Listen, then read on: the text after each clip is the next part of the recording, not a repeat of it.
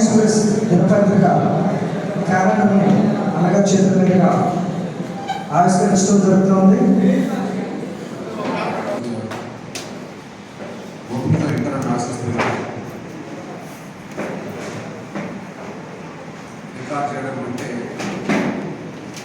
Social మీడియాలో important వార్తలు వస్తాయి కాబట్టి మిగతా విషయాలేమి పూర్తిగా రికార్డ్ చేయడం మీకు దయచేసి సెల్ స్విచ్ ఆఫ్ చేసుకోండి, లేదు సైలెన్స్ అవ్వండి.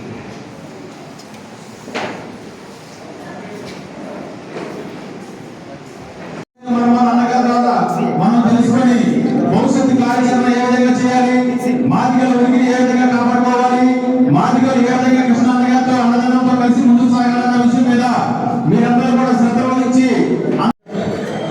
ఉమ్మడి జిల్లా ముఖ్య కార్యకర్తల సమావేశానికి ఇచ్చేసినటువంటి మన గొప్ప నాయకుడు, భారతదేశంలోనే మాదిగలంటే ఒక నాయకుడు మనలో పుట్టిన వాళ్ళే మనం చేసుకున్న అదృష్టం.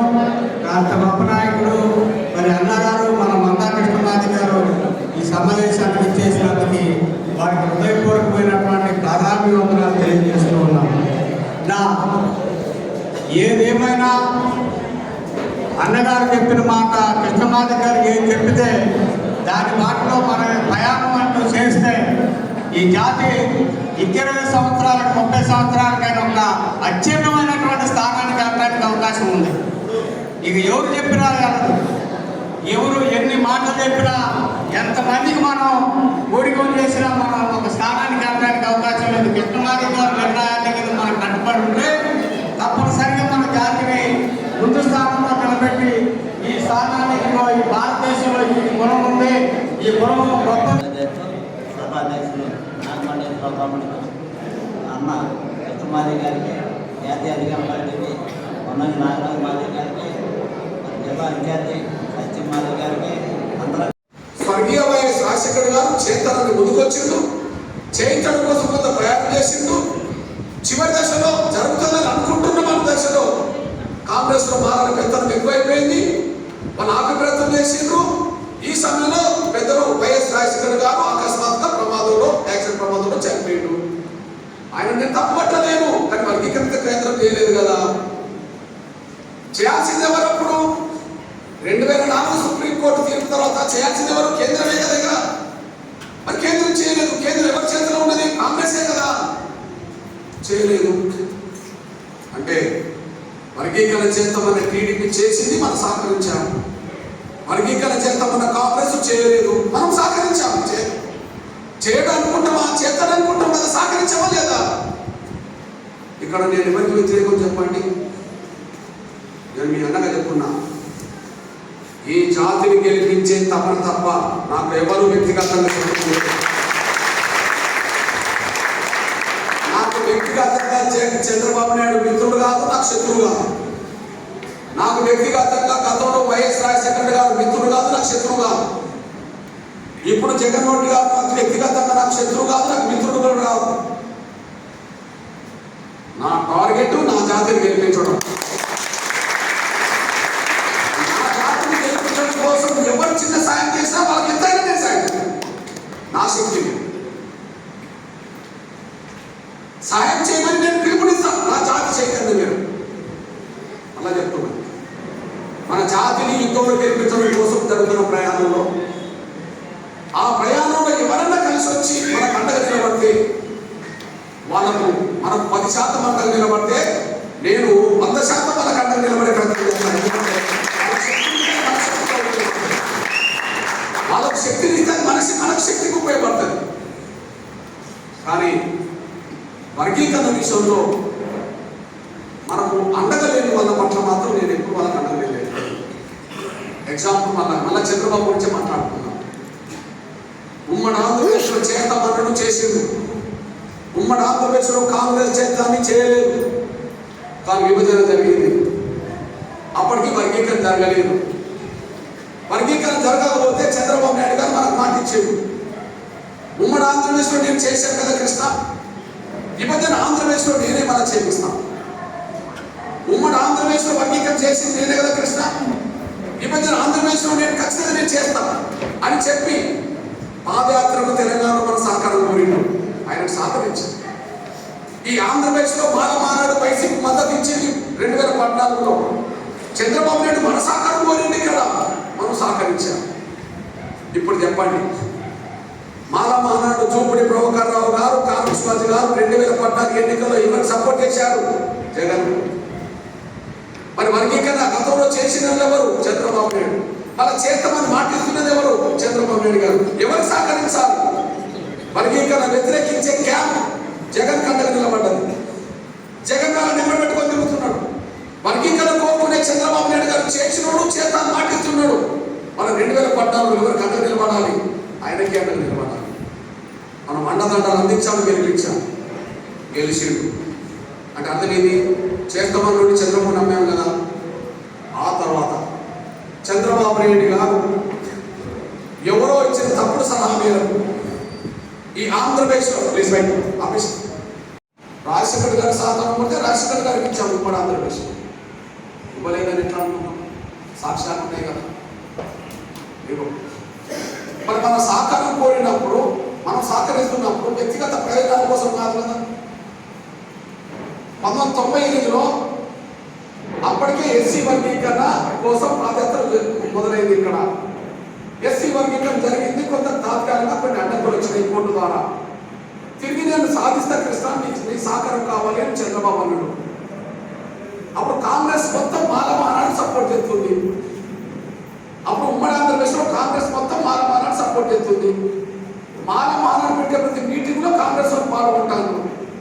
ఎస్సీ వర్గీకరణ చేస్తామని చెప్పి చంద్రబాబు నాయుడు అన్నాడు. చేసిండు. కొన్ని సాంకేతిక ఇబ్బందులు వచ్చినాయి, మళ్ళీ దాన్ని తొలగిస్తాను, మీ సహకారం కావాలి, ఎన్నికలు వచ్చినాయి అని అన్నాడు. మరి మాలమానాడు కాంగ్రెస్ సపోర్ట్ చేసి వాళ్ళకి అండగా ఉన్నప్పుడు మాదిగలకు న్యాయం చేస్తామన్న చంద్రబాబు నాయుడుకు నేను అండగా ఉండాల్సిందే కదా.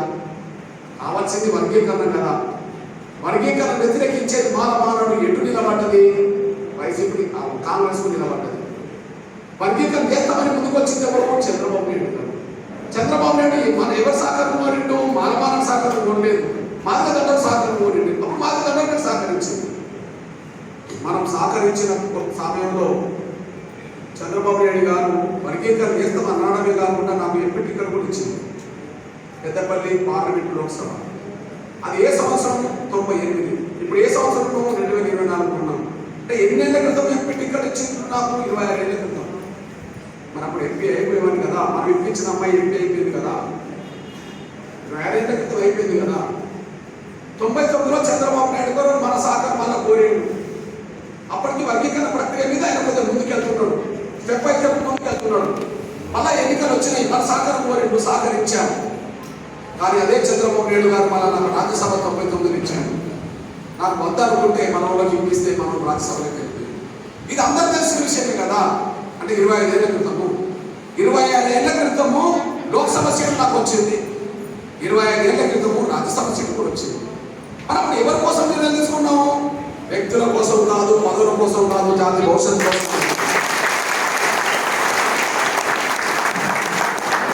ఓకే, మనందరూ తెలుసు ఏబిసిడి వర్గీకరణ వచ్చింది. 2004లో కాంగ్రెస్ ప్రభుత్వం కేంద్రంలో అధికారంలోకి వచ్చినాక వాళ్ళకు అక్కడ ఉన్నబడి పలుకుబడితో మన వర్గీకరణ రద్దు చేయించారు. అప్పుడు ఇక్కడ రాజశేఖర్ గారే, అక్కడ మన్మోహన్ సింగ్ గారే, ఇక్కడ కాంగ్రెస్, అక్కడ కాంగ్రెసే. ఆ సమయంలో మళ్ళీ మనం పోరాటం మొదలుపెట్టాము. మన పోరాటానికి దిగొచ్చిన రాజశేఖర్ గారు నేను ఈ వర్గీకరణకు అనుకూలమని ఆయన మాట్లాడాడు. వర్గీకరణకు అనుకూలంగా కమిషన్ ఎదుగుతాను మాటించాడు. ఆ మాట నిలబెట్టుకోమని చెప్పి గట్టిగా నిలదీయడం కోసం మనం ఇదే సింగనగర్లో 2007 ఏప్రిల్ 17న లక్షలాది మందితో విజయవాడ అంతా మొత్తం రోడ్లన్నీ కిక్కిరిసిపోయే విధంగా ఇదే సింగనగర్లో మనం సమాధానం రాజశేఖర్ గారు వచ్చిండు. ఆ సమయంలో కొన్ని ఉప ఎన్నికల్లో మన మద్దతు కోరిండు, మద్దతు ఇచ్చాము. ఆ సమయంలో ఉప ఎన్నికల్లో మన మద్దతు కోరిండు, స్థానిక సంస్థ ఎన్నికల్లో మన మద్దతు కోరిండు. అవును, మద్దతు ఇచ్చాము. కారణం ఏంటిది? ఇక్కడ కాంగ్రెస్ ప్రభుత్వమే, అక్కడ కాంగ్రెస్ ప్రభుత్వమే. చేయాల్సింది ఎవరు? మరి వాళ్ళే కదా. మరి వాళ్ళతో చేర్చుకోవాలనుకున్నప్పుడు వాళ్ళు మన సహకారం కోరినప్పుడు వాళ్ళు మనం సహకరించాలి కదా. సహకరించాము. మనం సహకరిస్తున్న కాలంలో ఆయన ఏం చేసిండు?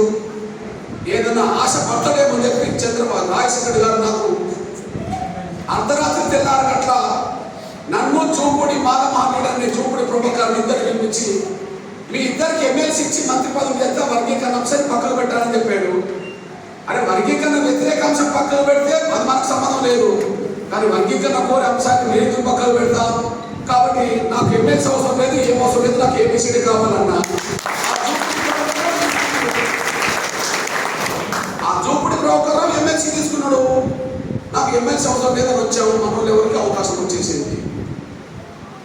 దాని తర్వాత మళ్ళీ మన సొంత జిల్లా వరంగల్ ఎస్సీ పార్లమెంట్ సీట్ అయింది. కనీసం ఎమ్మెల్సీ తీసుకోలేదు కదా, నీకు ఎంపీ టికెట్ ఇద్దామని చెప్పి రాయబారంగా ఆయన ఆత్మాన పడుతున్న కేవీ రామచంద్రరావు గారిని నాకు 2 గంటల పాటు నా దగ్గరికి పంపించిండు. మధ్యవర్తులుగా అయిపోయి 2-3 వాళ్ళ ఇంట్లోకి తీసుకెళ్ళి మాట్లాడించిండు. 2 గంటల్లో నాకు చెప్పే ప్రయత్నం చేశారు.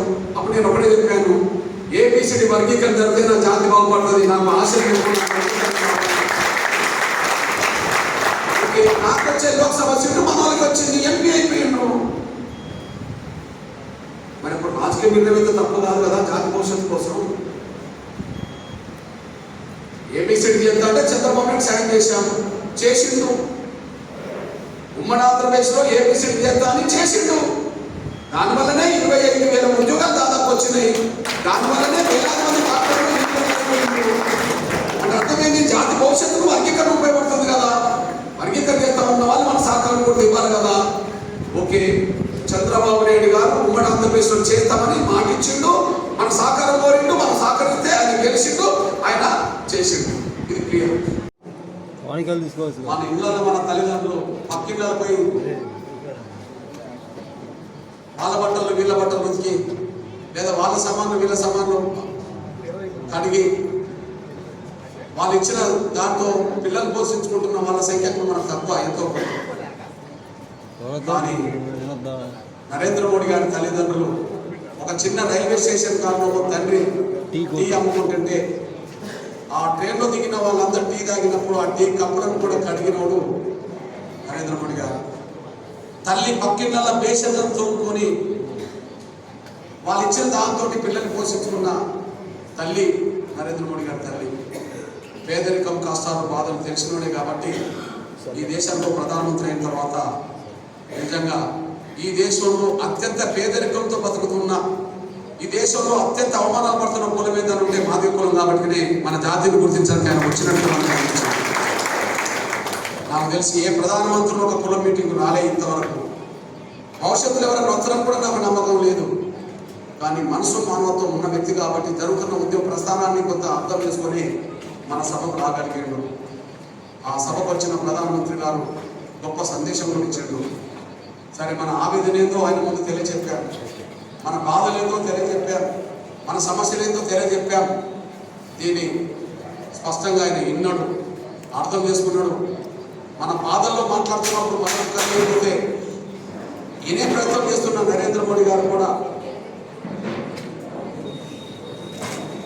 ప్లీజ్ ఇనే ప్రయత్నం చేస్తున్న నరేంద్ర మోడీ గారు కూడా ఆయన కూడా కళ్ళకు నీళ్ళు వచ్చినాయి. పోతూ పోతూ ఖర్చుతో కళ్ళ నీళ్ళు తుడుచుకొని కిందికి వెళ్ళిపోయాడు. అప్పటికే చెప్పిండు, ఖచ్చితంగా మాదిగా ఉద్యోగం వెనుక నేను ఉన్నాను, నేను మీకు ఒక సోదరుడిగా నా ప్రయత్నం నేను కూడా చేస్తాను, దీన్ని గెలిపించడానికి నా వంతు ప్రయత్నం చేస్తాను. దీన్ని వెంటనే ఒక కమిటీ వేస్తాను. సుప్రీంకోర్టులో కేసు ఉన్నది కాబట్టి ఆ కమిటీ ద్వారా సుప్రీంకోర్టులో వర్గీకరణకు అనుకూలంగా వాదించడానికి కేంద్రం నుంచి లాయర్లను పంపుతాను. అంతిమంగా మాదిగ జాతి గెలుపు కోసం నా వంతు ప్రార్థన పోషిస్తానని చెప్పడం జరిగింది. ఇది మా అందరూ తెలిసిన విషయం. తర్వాత మరి కమిటీ ఏంటి అని చెప్పి మళ్ళీ వారం రోజుల్లోనే నవంబర్ 18వ తారీఖు నాడు అమిత్ షా గారు వచ్చి దాన్ని క్లియర్ చేశాడు.